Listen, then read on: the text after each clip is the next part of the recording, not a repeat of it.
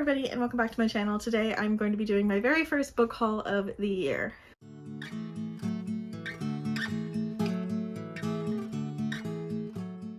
I have nearly 30 books in this haul, which is slightly concerning, but I just did an unhaul, as you guys know, and these books I've been collecting since the beginning of the year, and so I feel better about it. I haven't been buying too many books, but I wanted to show you what I have collected over the last couple of months. Yeah, there's no real order to this. Let's just go on into it. I'm gonna go from like different categories of books, I guess, where they came from, that kind of thing. I guess we'll go in order of when I bought them. So the first books that I decided to buy in the year of 2022 was the entirety of the Bear and the Nightingale trilogy by Catherine Arden. I actually purchased these at the end of 2019, end of 2021. Because myself and Rachel over at Constellation Library were creating a winter night along, a read-along of these books, and we completed the whole series in February. But they didn't start arriving until this year. So I have The Bear and the Nightingale, The Girl in the Tower, and The Winter of the Witch. This trilogy is one of my favorite trilogies of all time. It is an adult fantasy series following our main character, Vasya. It is set in a historical fantasy version of Moscow in Russia, in medieval times, I guess you could say, in medieval period. And it is stunning. It has so much Russian folklore and fantasy elements to it. The main character, Vasya, is one of my favorite main characters I've ever read from, and I loved her point of view. The magic was incredible, and the characters were just so lush. I adored it. The setting is one of my favorite parts. It's very atmospheric. You can feel the cold of a winter in Russia while reading this, and I think winter is the best time to read this series, but I ended up getting the UK covers from Book Depository because I like them so much better than the American covers. And yeah, this was my first purchase. I think that's a pretty good purchase for the year. Such a good series. I highly recommend. Next up, last year for Christmas, my mom bought me what's it called? A Vows, So Bold and Deadly by Bridget Kimmer, and I didn't realize it was the third book in a series, so I ended up picking up the first two.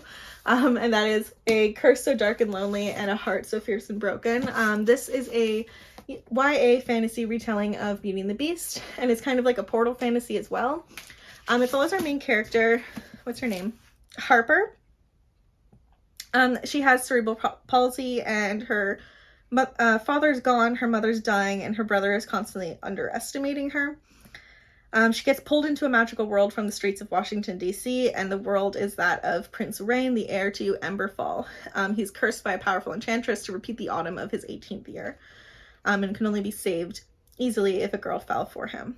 But yeah, I've heard really good things about this series as a whole, from its disability representation to it being just a really great retelling of Beauty and the Beast, which is one of my favorite stories. So I'm very excited to get to this very soon now that I have the completed trilogy, and I think it'll be a really good read for this summer, so I'm excited to finally get into this. Next up was a pre-order, and that was of course House of Sky and Breath by Sarah J. Maas. This is the second book in the Crescent City series. Still haven't read it yet. I'm waiting for a day where I can read it with my cousin, because that's kind of our tradition when it comes to these books. I have managed to avoid all the spoilers for this amazingly, so please don't put any in the comments, but I'm very excited to get to this very soon. Sarah J. Maas is one of my favorite authors, and me and my cousin have a really great tradition of reading these together, and it's something that we can share, so I'm excited to get to do that with her very soon. Next up, I took a little bit of a break, but I picked up two self-published books that I've been wanting to read for a very long time. The first was The Princess Trap by Talia Hibbert. This is one of her earlier releases, again self-published. I think it got re-released with a new cover, I'm not positive. But this is a adult romance following our two main characters, Cherry and Ruben. Cherry, it says, is 30, flirty, and done with men. And she meets this one guy that she thinks would be perfect for a one-night stand. Turns out it's Prince Ruben of Helgmore, reckless, dominant, and famously filthy. The outcast royal is rebuilding his reputation, all for a good cause, but he can't resist a pretty face. And it kind of involves fake dating. I think there's a fake engagement as part of this, for like media coverage. It reminds me of A Prince on Paper by Alyssa Cole, which is one of my favorite parts of the Alyssa Cole Reluctant Royals series, so I'm excited about this. I love Talia Hibbert's writing. Her Brown Sisters trilogy is my favorite set of adult romances I've ever read. I've read them all twice, and they're fantastic. I need to reread them again, probably this summer. I think I'm going to make it a summer tradition. But I'm so excited to get to this very soon. I'm planning on reading it this month, so hopefully I will have a review for it very soon. And then next up I had to get our booktube mythology queens debut, which is The Flames of Albion by Jean Menzies, aka Jean from Bookish Thoughts. I am so excited to read this. This is a adult fantasy series that is queer, doesn't have a monarchy, and it has dragons. I am so excited. That's most of what I know about it. The main character is a scholar, and she unwittingly awakens a sleeping dragon's egg. And I am so excited to read this. I've heard really great things, and I love Jean so much, so I'm very excited to give her debut the attention that it deserves. Next up in this stack is a very large stack, and I'm very grateful for this stack because this is my set of books that Tyler got me for my birthday. He basically let me go wild in an Indigo the weekend before my birthday, and I got so many books, and I am so excited to show them to you. So the first book that he let me pick up is Finley Donovan is Killing It by Elle Cosimano. This is a mystery, I guess you could say. It's an adult contemporary mystery following our main character, Finley Donovan. She is a single mom, kind of struggling with raising her kids and juggling her ambition to be a full-time author. She already is a published author, but she wants to be able to support herself by writing full-time.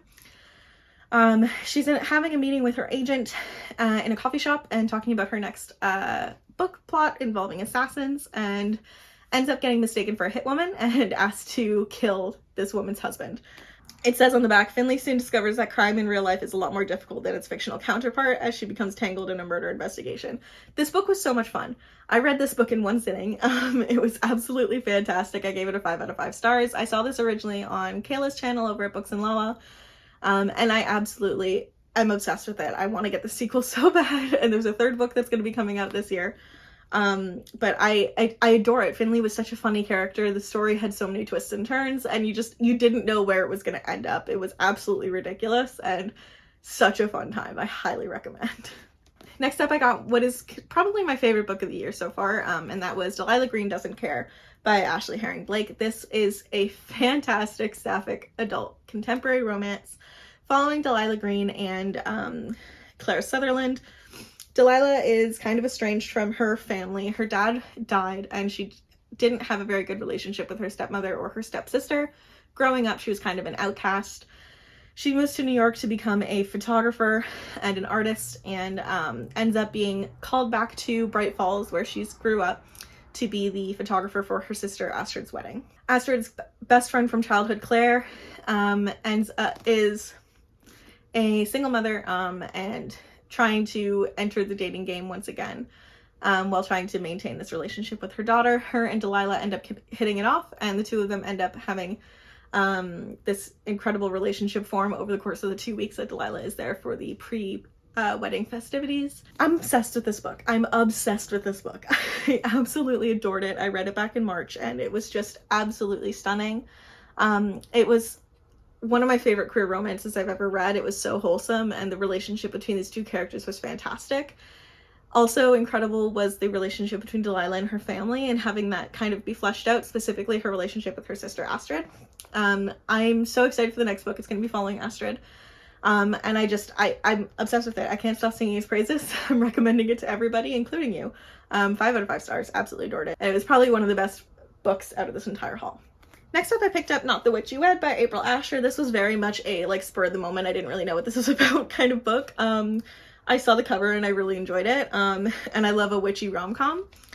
This follows a magicless witch, Violet Maxwell, who wants nothing to do with alpha wolf shifter Lincoln Thorne, the man who broke her fragile teenage heart.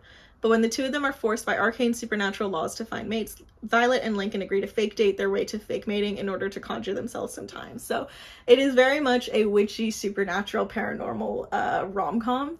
And I'm so excited. It gives me the X-Hex and Payback's a Witch and even Halloween Town vibes. So I'm very excited to read this. Probably in the autumnal Halloween feeling.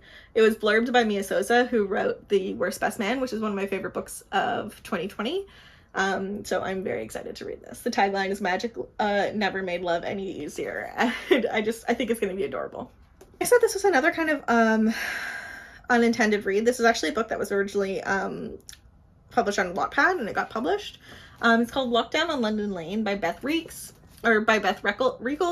And it follows a set of residents in a quaint apartment block. A simple slip of paper underneath each of the doors is about to change their lives in 100 different ways. It says, through makeups, breakups, love-ins, and blowouts, friendships are tested as everyone scrambles to make it through unscathed. Amidst all the drama, one thing remains constant. Life is full of surprises. So it's very much like a bubble story. It all takes place in this one apartment building and following a cast of different characters. I thought it sounded really interesting, and I'm excited to give it a go pretty soon. Next up, I picked up The Body in the Library by Agatha Christie. This is a Miss Marple mystery. I loved the cover of this, and I haven't actually got an edition of The Body in the Library anywhere. I have like quite a few different collections of Agatha Christie novels, but I don't have very many singulars, and this is one of the most popular Agatha Christie novels out there. So I'm very excited to read this. It won't take long. It's less than 200 pages, and I think it'll be a good time. Very excitingly, I picked up the next edition of the Twisted Tales series by Disney, which is Go the Distance by Jen Kalanita. This is a Hercules inspired Twisted Tale. This one, the tagline is, what if Meg had to become a Greek god? Basically, it says, after Hercules proves he's a true hero and regains his godhood, all seems right in the world. That is, until Zeus tells Megra that she can't be with Hercules because she's, well, mortal. Luckily, Hera has a solution, offering Meg a chance to prove herself worthy for a spot on Mount Olympus as a god. All Meg has to do is complete a mysterious quest. The quest? Oh, just to rescue her ex-boyfriend's wife from the underworld. So, it follows Meg, which I'm very excited about because Hercules is one of my favorite movies of all time. It is my absolute favorite Disney movie. And I love Meg as a character, so I'm very excited to see this kind of interpretation of her character and to see her get thrust into the spotlight, because always in Greek myth, the heroes are always the ones that are focused on. And as much as I love Hercules, I'm excited to see where Meg's story gets taken in this Twisted Tale. These are such fun. I love them so much. If you're a fan of Disney, I highly recommend the entire series. There's like 13 of them or something. I think the next one to come out is going to be Tiana, which I'm very excited about. So can't wait to read this very soon. Next up, we picked up Nimona by Noelle Stevenson. This is a graphic novel following our main character, Nimona, who is a shapeshifter, and she is applying to be the henchman or sidekick to supervillain Lord Blackheart. This is such an interesting story. It's very queer. It's very magical and very heartwarming. I believe it's getting turned into a TV series or a movie on Netflix, which I'm very excited for. And it's a very like subversive story. Noelle Stevenson makes a lot of pokes a lot of fun at the genre and twists a lot of fantasy conventions on its head for this one, and I highly recommend it. The artwork was also stunning. I love the style of Noelle Stevenson's drawings, and I am just very excited about this. I believe this is a webtoon. I'm not positive, but either way, this was really cute and I highly recommend. Next up, unfortunately, I picked up The Paris Apartment by Lucy Foley. I didn't love The Guest List by Lucy Foley, but this was the Literally Dead book club pick for the month of February. I didn't love it. I gave it a 2.5 out of 5 stars. It was alright. Actually, I think I just gave it a 2. It was alright. It's typical Lucy Foley where it follows a cast of characters in this kind of one situation, and it bounces between characters' point of views, and all the characters are kind of horrible. I read this very fast, which I will give it a point for that. But I wasn't interested really in the story, and the ending really disappointed me. So that's all I'm really going to say about it. Do with that as you will. Read the reviews yourself before you trust mine to pick up the book or not. But yeah, this was alright. I probably won't be picking up another Lucy Foley. But the next one we picked up was All Her Little Secrets by Wanda M. Morris. This is the Literally Dead book club pick for the month of April. That's a lie. This was the book club pick for the month of March. My bad. This one's for April. This is another thriller novel set following our main character, Ellis Littlejohn, who is a attorney in Atlanta. She's the only Black attorney in her firm, and she's become kind of very close with her white male boss. And then one day she walks into work and finds him dead. She doesn't really say anything because she has her own secrets that she wants to hide. But when she's actually promoted into his spot, other things start to become revealed. I heard it's quite suspenseful, and I'm very, very excited to read this. I'm hoping it is going to make up for the Paris apartment, and after I finish the book I'm currently reading, this is going to be my next read, so hopefully we'll be hearing about this very soon. And then finally, the last of the books that Tyler picked up for me for my birthday was Redemptor by Jordan Afueco. This is the sequel and finale to the Ray Bear series. I read Ray Bear in February of 2021, I think I want to say that. And I loved it. It's one of my absolute favorite YA fantasies. I've heard mixed things about this sequel, but I want to give it my own chance. This series is in a fantastic, very interesting fantasy world, and it follows our main character, Teresai. So this is such an interesting world, and I love the magic in this world. I love the world building. It's such an interesting place. And the first story was so heart-wrenching. It had such incredible characters that I am absolutely obsessed with. And I'm very excited to see how this series is going to conclude for myself.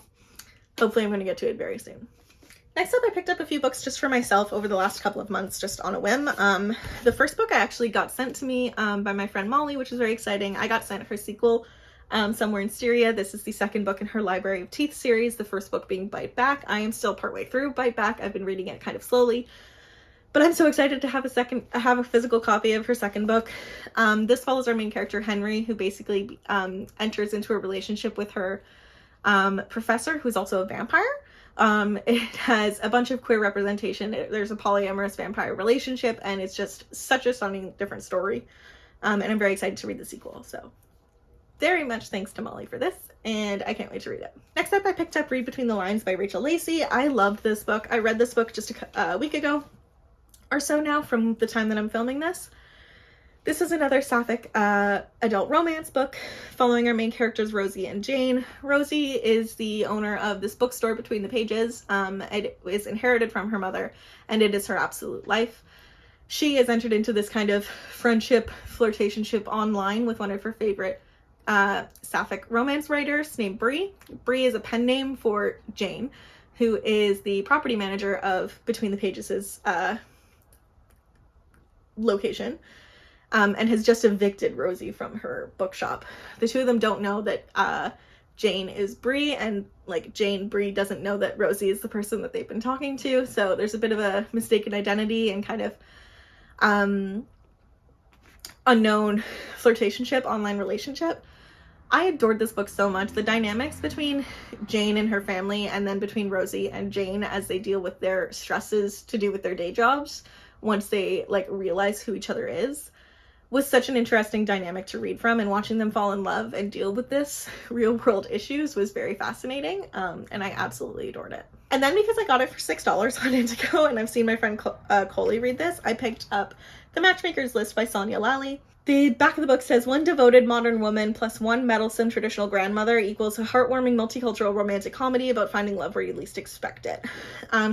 The main character, Raina, basically agrees to let her grandmother play matchmaker, and it deals with Raina's going on all these different dates with all these different eligible bachelors that her grandmother has set up for her. I'm super interested to see how this goes. Like I said, my friend Coley really liked it. She said it was very cute, so I'm excited to give it a go, and it was super cheap, and I was very excited to get it. Next up, I got sent some ARCs, which I'm very excited about, all from HarperCollins. The first two all three of these I got from the Harper Presents event that happened in March. The first book that I got was In the Dark We Forget by Sandra S.G. Wong. The back of the book says it's a jolting psychological suspense novel from an up-and-coming crime writer about missing parents, winning lottery ticket, and the lies we tell ourselves in order to survive. It follows our main character who wakes up with amnesia beside a mountain highway, confused and alone. She fights to regain her identity, only to learn that her parents have disappeared not long after her mother bought a winning $47 million lottery ticket. As Cleo delves deeper for the truth, she cannot escape the nagging sense that maybe the person she should be afraid of is herself. I'm very excited about this. I'm excited about the family dynamics and the kind of amnesia, spooky, suspenseful story that we're going to get. And I'm hopefully going to be reading it very soon. This book comes out on June 21st, and I can't wait to let you guys know what I think of it. Next up, this is the one I'm most excited for. I got a arc of The Change by Kirsten Miller. This follows three middle-aged women as they basically discover that they have these kind of supernatural powers. It says a gloriously entertaining and knife-sharp feminist revenge fantasy about three women whose midlife crises bring unexpected new powers, putting them on a collision course with evil that lurks on their wealthy beach town. Basically, all three of these women are basically going through menopause, and they end up creating or discovering these powers that they have. And when a young girl gets murdered and is found on their beach, they decide to put these forces together to try and find the killer. I'm so excited about this. This book comes out in May. I want to say it comes out on May 3rd, and this is going to be one of my first reads that I read once I finish this my monthly TBR. I'm so excited for this. It's going to be such a good time. And then finally, an arc of Good Husbands by Kate Ray. This is a suspenseful novel. It says it's for fans of the Whisper Network and My Dark Vanessa. Comes an explosive novel about three women brought together by a shocking, life-altering secret. Basically what happens is these three women are in these like loving relationships. They don't know each other. They're strangers. And they get brought together because all three of their husbands are accused of sexual assault decades prior. And so it's them kind of trying to come to terms with what's going on with their relationships and figuring out the truth. I thought it was a really interesting concept, so I'm excited to see how this is going to go, and I will let you guys know. This book comes out on June 7th of this year. Next up, this was very exciting. I got this as a present from my dear friend Celine, and it is A River Enchanted by Rebecca Ross. This is a adult fantasy. I want to say it's like historical almost, or it's inspired by medieval Scotland, I want to say, or ancient Scotland, and it's got a bunch of Scottish folklore. It says here, it starts with a letter and an ominous journey across dark waters. 10 years after being sent away to the mainland to become a bard, Jack Tamerlane is summoned home to Cadence. But his return is not a joyous one. Girls are going missing from the island, and Adaria, future leader of the clan, believes Jack is the only one who can find them. It says, with unforgettable characters, a spellbinding plot, and gorgeous world building, A River Enchanted is a stirring story of duty, love, and the power of true partnership, and marks Rebecca Ross's brilliant entry to the adult fantasy stage. But I am so excited. It was blurbed by Hannah Witten, who wrote For the Wolf, which is one of my favorite books of this year so far. Adult fantasy, Scottish folklore, spooky island setting, I am all in. And then finally, this last stack of books I just picked up today, actually. I got these on Facebook Marketplace from another person living in my town.